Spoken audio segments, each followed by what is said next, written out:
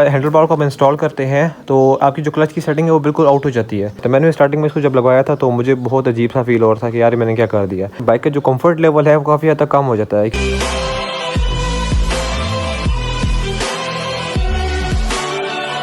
अस्सलाम वालेकुम फ्रेंड्स, आप सब देख रहे हैं Sama Saeed official channel. Welcome to another video. तो आज की इस वीडियो में आप सबको 2 पीस हैंडल बार के बारे में बताऊंगा। इसको लगाने के क्या नुकसान हैं, क्या फ़ायदे हैं, इसके अलावा इसको लगाते टाइम किन किन बातों का ख्याल रखना चाहिए और ये कितने के मिलते हैं। इसके अलावा जितने भी सवाल थे इसके बारे में उस सबका जवाब मैं इस वीडियो में दूंगा। तो चलिए अपनी इस वीडियो को स्टार्ट करते हैं। फर्स्ट ऑफ ऑल अगर इस हैंडल बार की बात की जाए तो क्लिप ऑन हैंडल बार भी बोलते हैं, 2 पीस हैंडल बार भी बोलते हैं। और इसके अलावा प्राइस की बात की जाए तकरीबन 1500 से लेकर 2500 के दरमियान ये हर एक जगह पे डिफरेंट प्राइस के हिसाब से मिल जाती हैं। सबसे पहले इन हैंडल बार के फ़ायदे के बारे में बात कर लेते हैं। इसको लगाने का एक फ़ायदा ये होता है कि बाइक की जो लुक है वो बहुत ज़्यादा अच्छी होती है। जैसे कि आप सब देख सकते हैं जो जेन्युइन हैंडल बार होता है वो बहुत ज़्यादा ऊंचा सा होता है, वो बहुत अजीब सा लगता है।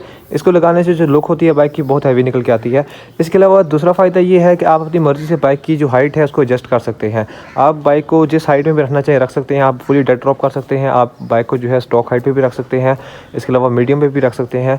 आप अपनी मर्ज़ी से अपनी बाइक की हाइट को एडजस्ट कर सकते हैं। इसके अलावा इसको लगाने का एक पहला नुकसान ये होता है कि बाइक का जो कंफर्ट लेवल है वो काफ़ी हद तक कम हो जाता है, क्योंकि सिटिंग पोस्चर बंदे का बिल्कुल चेंज हो जाता है। बंदा बिल्कुल झुक के बैठता है, जिसकी वजह से जो आपके बाजू वगैरह हैं लॉन्ग राइड पे थक जाते हैं। और इसके अलावा दूसरा नुकसान इसका ये है कि अगर आपने बाइक को फुली डेड ड्रॉप किया हुआ है, आपने किसी खड्डे से ज़ोर से गुजारा है तो आपके बाइक का कोई ना कोई नुकसान लाजमी हो जाएगा। लेकिन खैर इतनी टेंशन वाली कोई बात भी नहीं है। जब आप इसको नया नया इंस्टॉल करेंगे तो उस टाइम आपको लगेगा कि यार ये मैंने क्या कर दिया, कितनी बड़ी गलती कर दी है इसको इंस्टॉल करके। लेकिन आहिस्ता आहिस्ता जब आपकी आदत हो जाएगी तो आपको यही अच्छा लगना पड़ जाएगा, क्योंकि इससे बाइक की लुक भी आ जाती है और इसके अलावा काफ़ी हद तक बाइक जो है हैवी भी देखना शुरू हो जाता है। तो आहिस्ता आहिस्ता जब बंदे की आदत हो जाती है ना तो फिर मसला नहीं होता। मैंने स्टार्टिंग में इसको जब लगवाया था तो मुझे बहुत अजीब सा फील हो रहा था कि यार मैंने क्या कर दिया।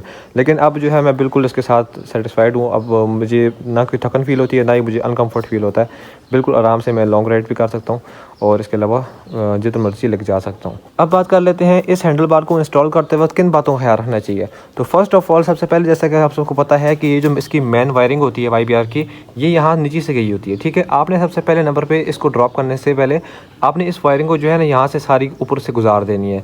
उससे फ़ायदा ये होगा कि जब ये बिल्कुल डेड ड्रॉप होगा तो आपका जो मड गार्ड है वो टूटने से बच जाएगा। हैंडल बार को इंस्टॉल करने के बाद आपने जो इसके जितने भी नट्स वगैरह हैं उनको अच्छे से टाइट रखना है और इस बात का ख्याल रखना है कि कहीं से भी लूज़ नहीं होना चाहिए, क्योंकि अगर ये ज़रा भी लूज़ हुआ तो एक्सीडेंट का सूरत भी बन सकता है। क्योंकि मेरे साथ भी ऐसे हुआ था, जब मैंने स्टार्ट में इसको इंस्टॉल किया था तो कुछ नट्स इसके वगैरह टाइट नहीं थे, लेकिन ये था कि बचत हो गई थी।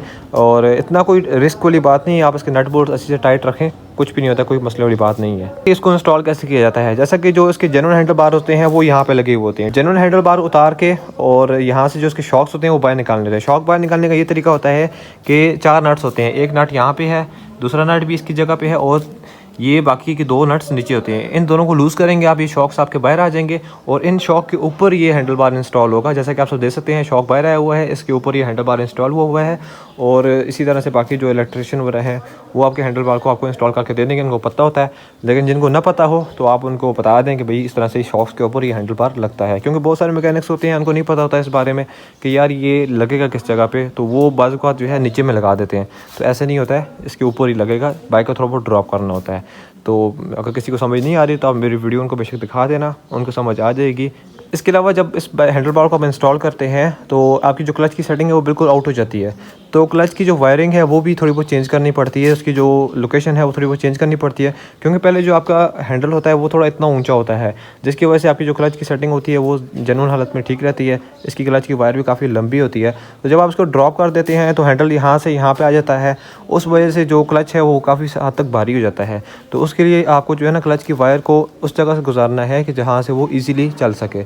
ये काम मैंने खुद किया था, तो आप भी अपने इलेक्ट्रिशियन वगैरह को या जो भी आपका काम करेगा उसको बताना है कि हमारी जो क्लच की सेटिंग है इसको सेट करके दो, नहीं तो आपका जो क्लच है वो काफ़ी हद तक ख़राब रहेगा। आप जब हैंडल बार मोड़ोगे तो आपका बाइक जो है ना बहुत चलना स्टार्ट हो जाएगा। अदरवाइज़ कोई भी टेंशन वाली बात नहीं है, अगर आपने इसको इंस्टॉल करना है इंस्टॉल कर सकते हैं। लेकिन एक बात का ख्याल रखना है कि जब आप इसको डेड ड्रॉप करेंगे या फिर थोड़ा लो हाइट में रखेंगे तो आपने बाइक को जो है ना बिल्कुल लाड प्यार के साथ जम से गुजारना है, आराम सुकून से चलाना है। किसी किस्म की स्पीड वगैरह नहीं मारनी। स्पीड मारने की सूरत में या तो आपका ये शॉक टूट जाएगा या तो आपका जो मड गार्ड है ये टूट जाएगा, कोई ना कोई नुकसान आपका लाजमी हो जाएगा। क्योंकि सस्पेंशन जो है बाइक को काफ़ी हद तक जंप से खड्डों से बचाते हैं।